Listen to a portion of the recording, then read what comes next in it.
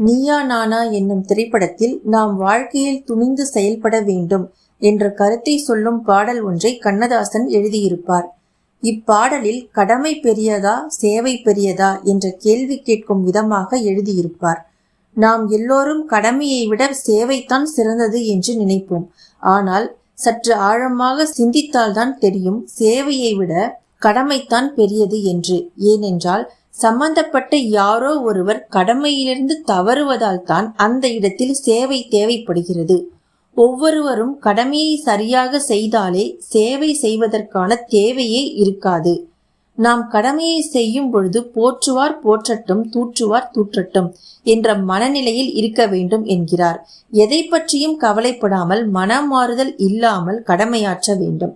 இவ்வாறு கடமையாற்றுபவர்களால் தான் வரலாற்றை உருவாக்க முடியும். கோழை தினம் தினம் சாகிறான், வீரன் வாழ்வில் ஒரு முறை மட்டுமே சாகிறான் என்ற கருத்தையும் உள்ளடக்கியுள்ளார் இப்பாடலில். அச்சமில்லாமல் வாழ்பவனுக்கே வாழ்க்கை சொந்தம். அச்சமின்றி வாழ்வில் செயல்படுபவனே வெற்றி அடைவான். அவ்வாறு வெற்றி வரும்பொழுது அவன் எவ்வாறு நடந்து கொள்ள வேண்டும் என்று சொல்கிறார். வெற்றியில் மயங்குவதும் தோல்வியில் துவல்வதும் அறியாமையின் அடையாளங்கள். வெற்றியை தொடர்ந்து தோல்வியும், தோல்வியை தொடர்ந்து வெற்றியும் வரும் என்கிறார்.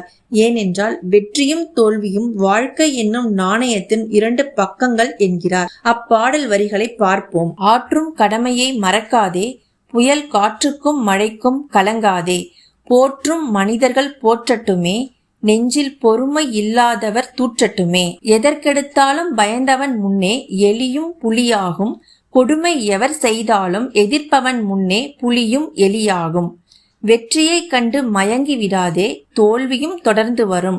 நீ தோல்வியை கண்டு துவண்டு விடாதே, தொடர்ந்தொரு வெற்றி வரும் என்று முடிக்கிறார் பாடலை. கண்ணதாசன் அவர்களின் வேறொரு பாடல் விமர்சனத்தை நாளைய பதிவில் பார்ப்போம்.